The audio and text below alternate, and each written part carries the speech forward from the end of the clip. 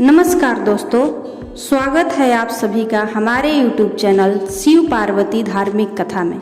आज मैं आप सभी को शनिवार व्रत की कथा सुनाऊंगी।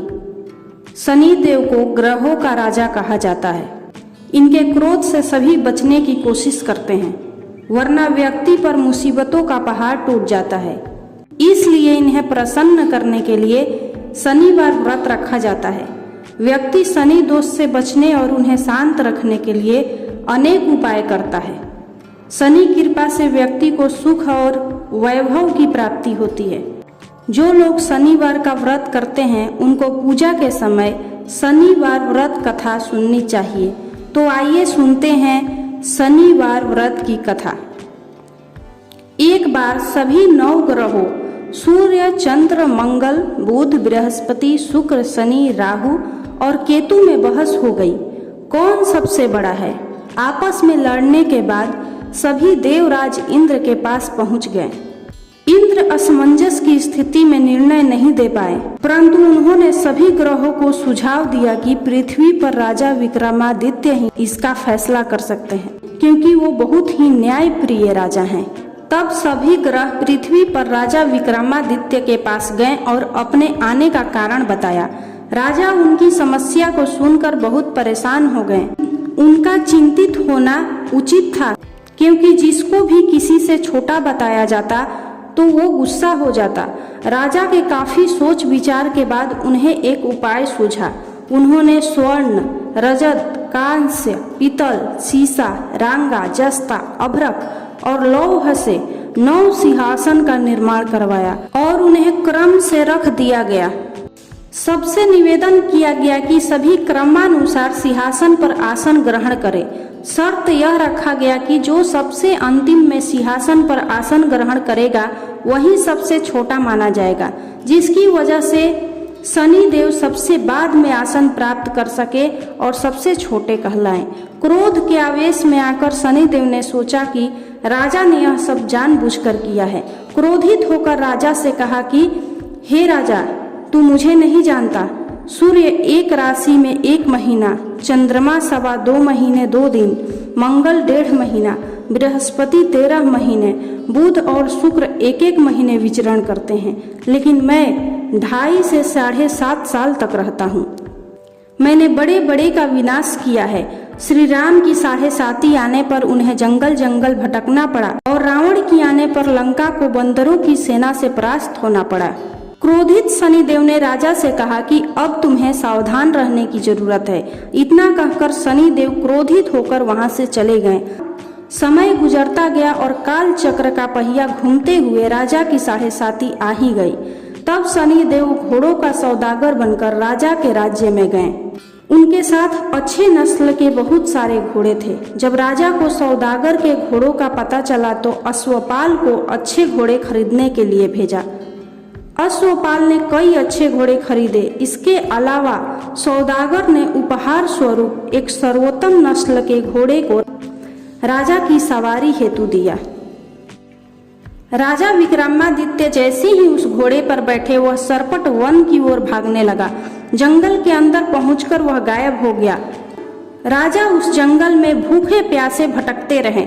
अचानक उन्हें एक ग्वाला दिखाई दिया, जिसने राजा की प्यास बुझाई।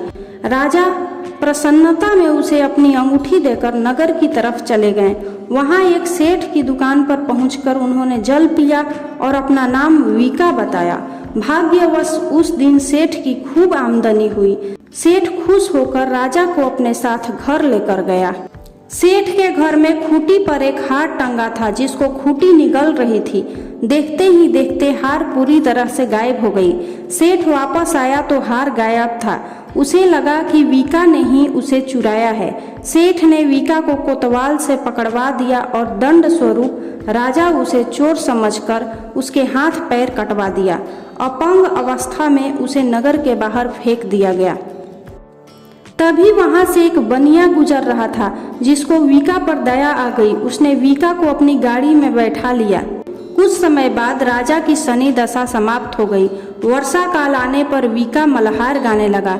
एक नगर की राजकुमारी मनभावनी ने मल्हार सुनकर मन ही मन प्रण कर लिया कि जो भी इस राग को गा रहा है वो उसी से विवाह करेगी। उसने अपनी दासियों को उसे खोजने के लिए भेजा, परंतु वापस आकर उन सभी ने बताया कि वह एक अपंग आदमी है। राजकुमारी यह जानकर भी नहीं मानी और अगले दिन ही वह अनशन पर बैठ गई।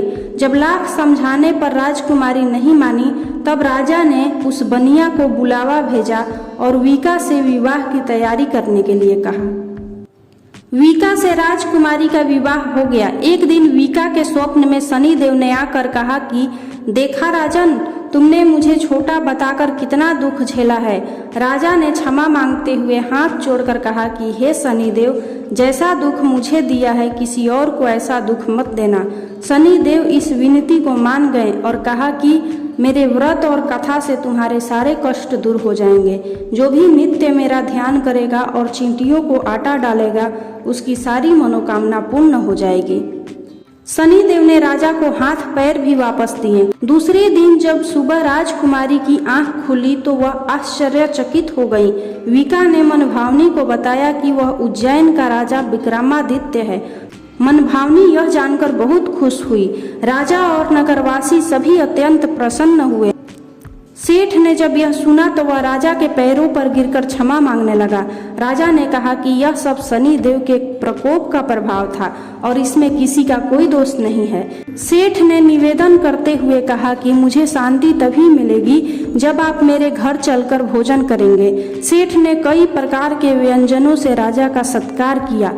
जब राजा भोजन कर रहे थे तभी जो खूंटी हार निगल गई थी वही अब उसे उगल रही थी। सेठ ने अनेक मोहरे देकर राजा का धन्यवाद किया और अपनी कन्या श्री कंवरी से पाणी ग्रहण का निवेदन किया। राजा ने सहर्ष स्वीकार कर लिया।